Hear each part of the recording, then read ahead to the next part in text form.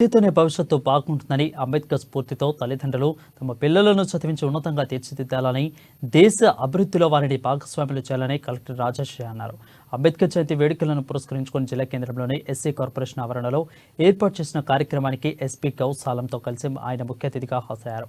SP corporation అధికారిని సునీత కుమారి, దళిత సంఘాల నాయకులు వారికి సాదరంగా స్వాగతం పలికారు. ముందుగా అంబేద్కర్ చిత్రపటానికి పూలమాలలు వేసి ధన్యవాదాలర్పించారు. ఆయన దేశానికి అందించిన సేవలను కొనియాడాడు. బుద్ధవనందనం గావించి పంచశీల జెండాను ఆవిష్కరించారు. అదేవిధంగా పట్టణంలోని అంబేద్కర్ కూడలలో అంబేద్కర్ విగ్రహం వద్ద జిల్లా ఉన్నతాధికారులు పుష్పాంజలి ఘటించి ధన్యవాదాలు సమర్పించారు. ఈ కార్యక్రమంలో దళిత అభివృద్ధి శాఖ అధికారి సునీత, అదేవిధంగా నాయకులు దుర్గం శేఖర్, రత్నచాడి ప్రజ్ఞకుమార్, రామచంద్ర మహాత్మే, రాజన్న శోభాతాయి, తల్దవురే తదితరులు పాల్గొన్నారు. బలహీన వర్గాల మరింత అభివృద్ధి చెందాలంటే అంబేద్కర్ చెప్పిన విధంగా విద్య ఎంతో ముఖ్యమని కలెక్టర్ అన్నారు. రిజర్వేషన్లు, హక్కులు, చట్టాల గురించి రాజ్యాంగంలో పొందుపరిచారని పేర్కొన్నారు. రాజ్యాంగం ద్వారా అందిన ఫలాలను ప్రస్తుతం అందరూ అనుభూతున్నారని పేర్కొన్నారు. బడుగు బలహీన వర్గాల అభ్యున్నతికి, సమాజ స్థాపన కోసం, నిర్మాణం కోసం డాక్టర్ బిఆర్ అంబేద్కర్ విశేష కృషి చేశారని తెలిపారు.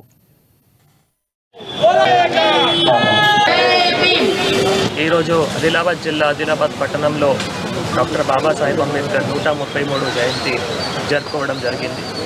అయితే డాక్టర్ బాబాసాహెబ్ అంబేద్కర్ గారు మీ అందరికీ తెలుసు, భారతీయ సంవిధానం ఏవైతే ఉన్నాయో వాటికి ముఖ్యత అయిన వారు రచయిత ఉన్నారు.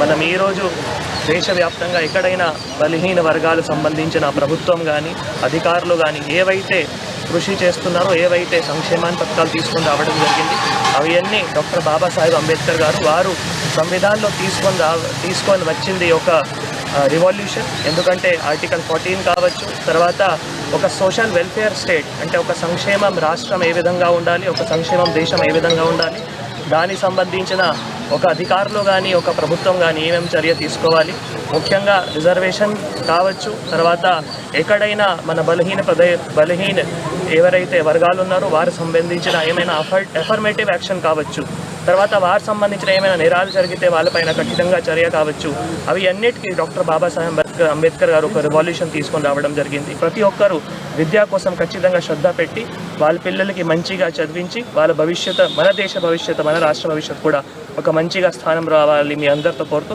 ఇంత మంచి కార్యక్రమం ఈరోజు ఆర్గనైజ్ చేసినందుకు మన డిఎస్సిడిఓ గారికి, అండ్ తర్వాత సంఘాల వివిధ